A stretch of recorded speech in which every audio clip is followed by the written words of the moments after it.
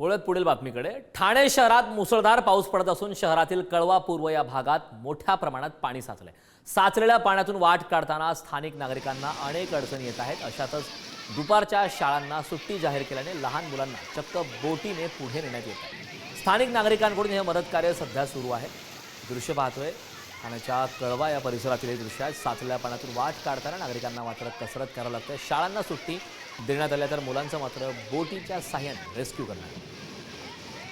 दृश्य पाहतोय ठाणे मुंबई उपनगर या संपूर्ण परिसरामध्ये रात्रभर सुद्धा मुसळधार पावसाने हजेरी लावली आणि त्यानंतरची दृश्य आपण पाहतोय। मोठ्या प्रमाणात वाहतुकीसाठी अडथळा निर्माण होतो। या संदर्भात ताजे अपडेट देण्यासाठी आपले प्रतिनिधी निकेश शादूल आपल्यासोबत जोडले। निकेश, आपण पाहतोय खरं तर मुंबई उपनगर ठाणे या सर्वच भागात रात्रीपासून मुसळधार पावसाने हजेरी लावली आहे। वाहतुकीसाठी अडथळा निर्माण होतोय। मात्र कळव्यातले आपण दृश्य पाहतोय। या ठिकाणी बोटीमधून या विद्यार्थ्यांना रेस्क्यू करावं लागतंय। काय सध्या ताजे अपडेट आहे? नक्कीच मुंबई आणि उपनगर प्रमाणे ठाण्यात देखील रात्रीपासूनच मुसळधार पाऊस जो आहे तो सतत सुरू आहे आणि याचाच परिणाम जे आहेत ते ठाण्यातील ठिकठिकाणी रस्ते वाहतुकीवरती झालेला पाहायला मिळत आहे। ठाण्यातल्या सखोल भागामध्ये मोठ्या प्रमाणात पाणी साचलेलं आहे। तर ठाणे पूर्वातलं ही जी दृश्य आहेत ती समोर आलेली पाहायला मिळत आहेत। पालिका प्रशासनाने शाळांना दुपारच्या शाळांना सुट्टी जाहीर केल्याच्या नंतर जी शाळेचा जो परिसर आहे त्या ठिकाणी मोठ्या प्रमाणात पाणी साचलेलं होतं आणि त्या पाण्यातनं विद्यार्थ्यांना घरी जाण्यामध्ये मोठी अडचण निर्माण होती त्यामुळे स्थानिक नागरिकांच्या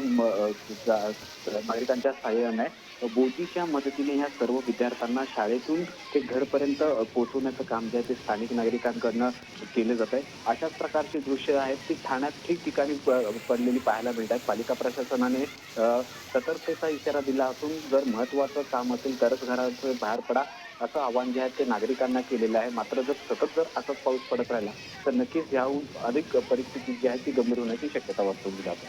नक्कीच निकेश, खूप खूप धन्यवाद या महत्त्वपूर्ण अशा माहितीसाठी। ठाण्यातल्या कळव्यातले आपण दृश्य पाहतोय। शाळांना सुट्टी जाहीर करण्यात आली, मात्र मुलांचं बोटीच्या साह्याने यावेळी रेस्क्यू करण्यात आलंय।